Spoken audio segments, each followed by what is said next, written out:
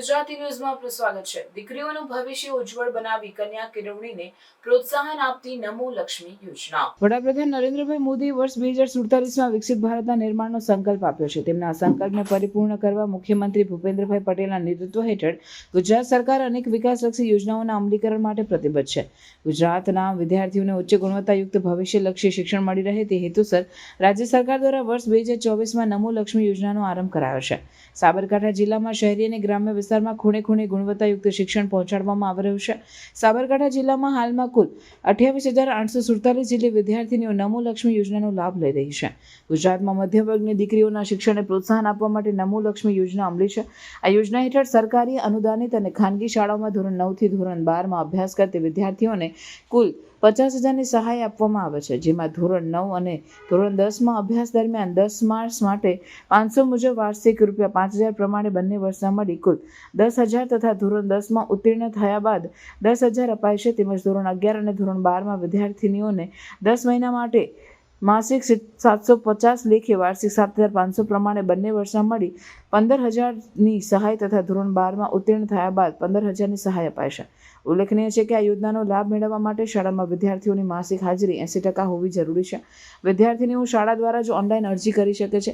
લાભાર્થીઓને સહાયની ચૂકવણી સીધી જ બેંક ખાતામાં ડાયરેક્ટ બેનિફિટ ટ્રાન્સફરના માધ્યમથી જમા કરાય છે।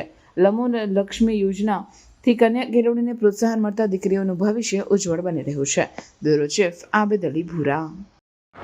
મારું નામ નિયતિ છે। હું ધોરણ 10માં અભ્યાસ કરતી વિદ્યાર્થીની છું। મારી શાળાનું નામ શ્રી ત્રિવેણી વિદ્યાલય છે।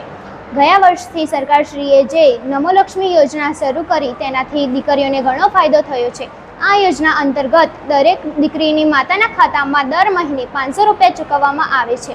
મારા પિતા સુંદરમ ઇન્ડસ્ટ્રીઝ ફેક્ટરીમાં કામ કરે છે, તો મારે આ યોજનાના કારણે તેમના જોડેથી પૈસા માગવા પડતા નથી। મારો ખર્ચ હું જાતે કાઢી શકું છું।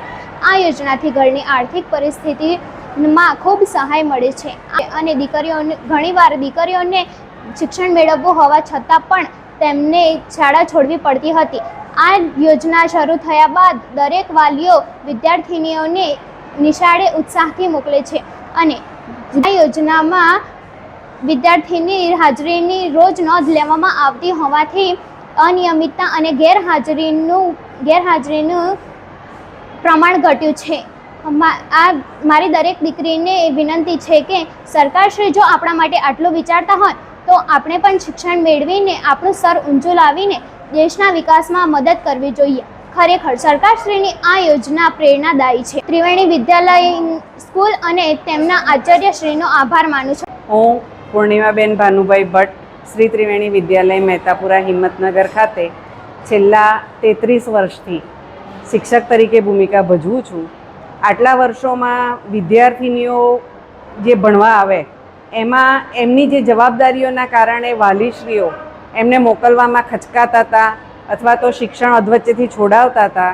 એવા વિદ્યાર્થીઓને સરકાર દ્વારા જે નમો લક્ષ્મી યોજના અમલમાં મૂકવામાં આવી છે એના કારણે વિદ્યાર્થીઓના ભણતરમાં ખૂબ જ ફેર પડ્યો છે। વાલીઓને આ સ્કીમ અંગે સમજાવતા વિદ્યાર્થીનીઓને એ લોકો સ્કૂલમાં ભણાવવા માટે મૂકે છે, મોકલે છે અને સાથે સાથે વિદ્યાર્થીઓને શિક્ષણ માટે પ્રોત્સાહિત પણ કરે છે। ખરેખર સરકારશ્રીનો ખૂબ ખૂબ આભાર કે એમણે છોકરીઓને પ્રોત્સાહિત કરવા માટે આવી યોજનાનો અમલ કર્યો અને એને કારણે મને ચોક્કસ ખાતરી છે કે વિદ્યાર્થીનીઓના શિક્ષણ ક્ષેત્રે ચોક્કસ આગળ આવશે। ખૂબ ખૂબ ધન્યવાદ।